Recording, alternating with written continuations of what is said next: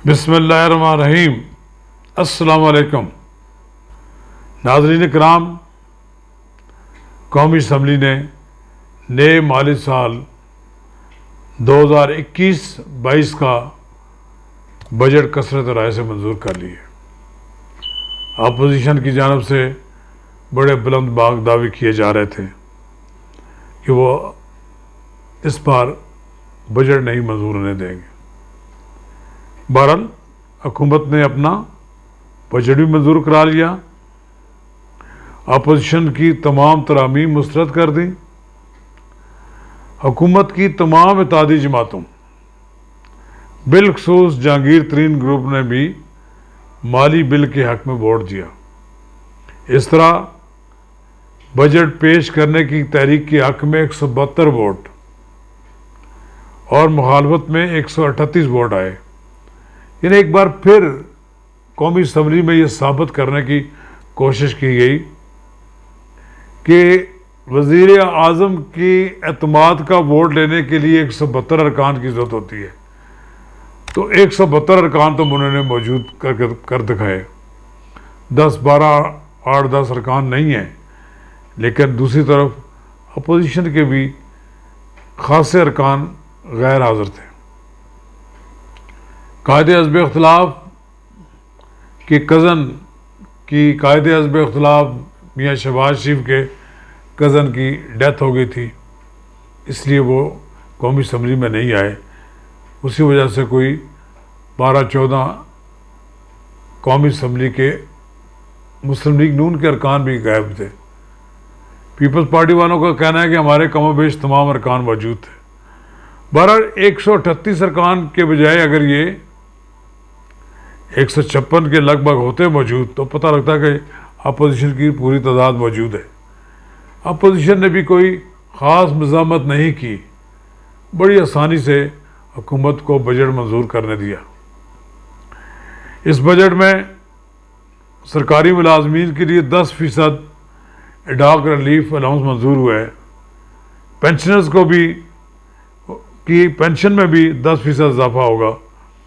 कमोबेश कम से कम उजरत 20,000 रखी तो गई है, लेकिन अमली तौर पर इस पर अमल नहीं होता।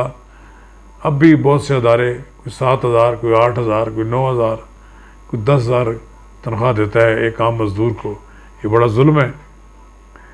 इसकी बात कोई कहीं भी इसकी कोई कहीं भी सुनवाई नहीं होती। मैं समझता हूँ अब उन्होंने फ़ोन कॉल्स पर भी 5 मिनट से ज़्यादा बात करने पर 75 पैसे टैक्स आयद करने का फैसला किया है। इस तरह सोने और चांदी पर आयद 17% टैक्स को कम करके बिल तरतीब 1 और 3% मुकर्रर कर दिया गया। वैल्यू एडिशन पर 17% टैक्स होगा।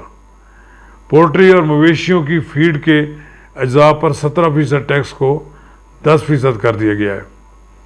दरामदशुदा अंडों पर टैक्स को ख़त्म कर दिया गया है। इसी तरह टेक्सटाइल अशिया की रिटेल पर टैक्स 12% से कम करके 10% कर दिया गया है। बहरहाल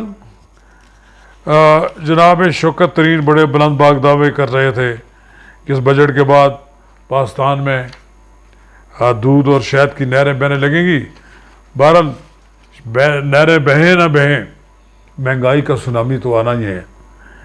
कौमी असम्बली में अपोजिशन ने फिनांस बिल को महंगाई का सुनामी करार दे दिया है और कहा है कि यह हुकूमत इस वक्त रियल एस्टेट एमनेस्टी पर चल रही है और आवाम से धड़ाधड़ टैक्स वसूल किए जा रहे हैं। मुल्क का सबसे बड़ा मसला इस वक्त महंगाई है। सिविलियन मुलाजमीन और फौजी मुलाजमीन की तनख्वाहें बढ़ानी चाहिए। गरीब आदमी की ख्वाहिशों को कुचल दिया गया है। बहरहाल गुलाम दस्तगीर, सैयद खुर्शीद शाह, नवीद कमर, नफीसा शाह और दीगर अरकान ने बहस में हिस्सा लिया। ये फिनांस बिल की तहरीक पर बहस में हिस्सा लिया। सबसे बड़ी अहम बात यह है कि सैयद खुर्शीद शाह कमोबेश 1.5 साल के बाद पहली बार कौमी असम्बली में प्रोडक्शन आर्डर पर आए हैं। पहली बार जनाब स्पीकर ने भी कोई अपने आप को दिखाया है और उनका प्रोडक्शन आर्डर जारी कर दिया है।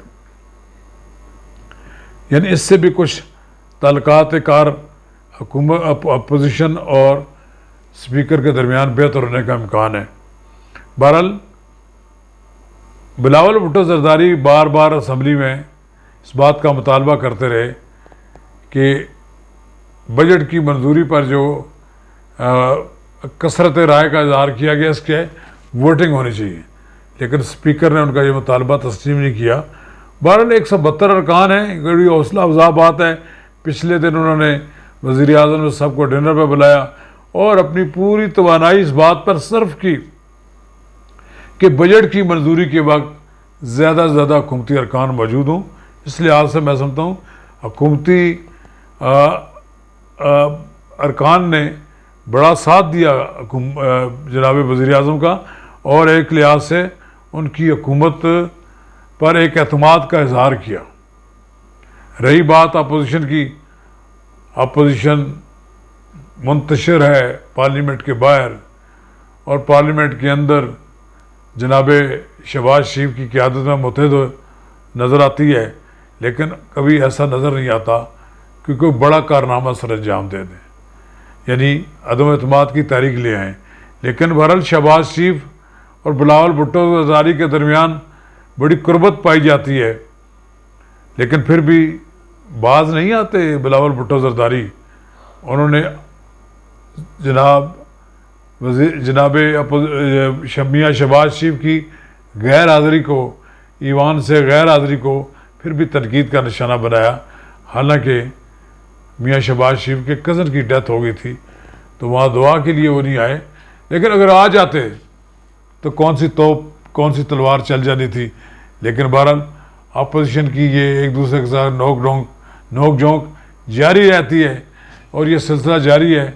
लेकिन इसके बावजूद ये बात कही जा सकती है कि फ़िलहाल वज़ीर आज़म इमरान ख़ान कौमी असम्बली से अपना बजट बड़ी आसानी के साथ मंजूर कराने में कामयाब हो गए हैं और अपने अपोजिशन अपने बुलंद दागों में कामयाब नहीं हुई। शुक्रिया।